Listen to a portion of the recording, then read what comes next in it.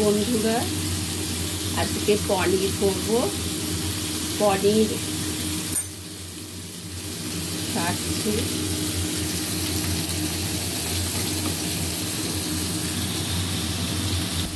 কেটে নিচ্ছি।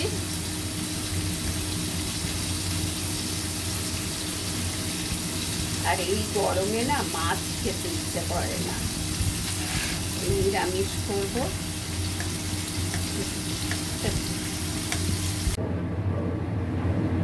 পনির ভেজে নিয়েছি, ফুলকপি আলু ভেজে নিয়েছি, আর এখানে জিরে, আদা, ধনে, নুন, হলুদ, শুকনো লঙ্কা। কড়াইয়ে তেল দিয়ে দিয়েছি আর একটু ঘি দিচ্ছি একেবারে এখনই।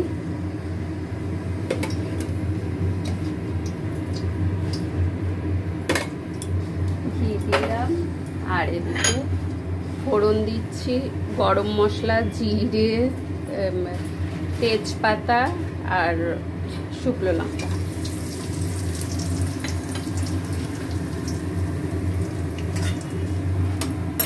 ফোড়নটা ভালো করে ভাজা হোক।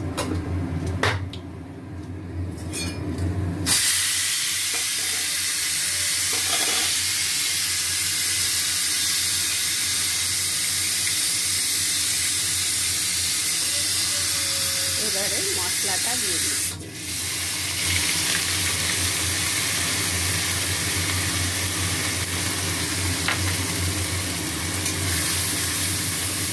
মশলাটা খুব ভালো করে কষা হবে। বন্ধুরা দেখুন, মশলা থেকে তেল বেরিয়ে গেছে। এবার আলু আর ফুলকপি আমি ভেজে রেখেছিলাম, এবার মশলার সঙ্গে কষবো।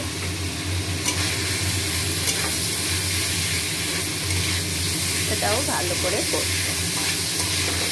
তাই কিন্তু ঝাল দিয়েছে, এটা শুধু আমাদের তিনজনের।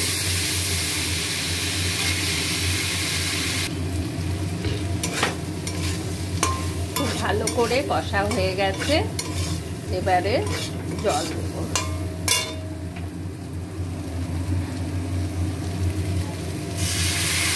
গরম জল।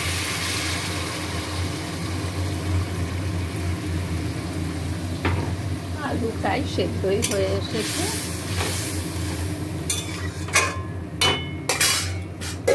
এই পনিরগুলো দিয়ে দিচ্ছি, ফুলকপি, আলু, পনির।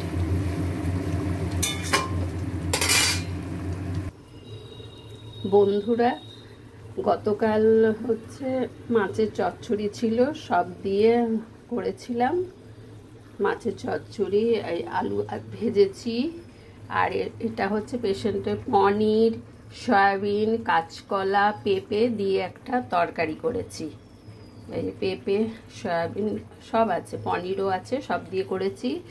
আর আমাদের এটা সবারই ডাল করেছি, শাক ভাজা করেছি, কলমি শাক ভাজা, ও এটা হচ্ছে মোরলা মাছের চচ্চড়ি। আর এখানে পনির হচ্ছে, এটা আমাদের, ওই জন্য বেশি করে ঝাল দিয়েছি। এই হচ্ছে আজকে আমাদের। আর উচ্ছে আলু ভাতে দিয়েছি। এই হলো, দেখুন কেমন ঘেমে স্নান করে, খুব কষ্ট এই গরমে রান্নাঘরে। রাখছি, টাটা।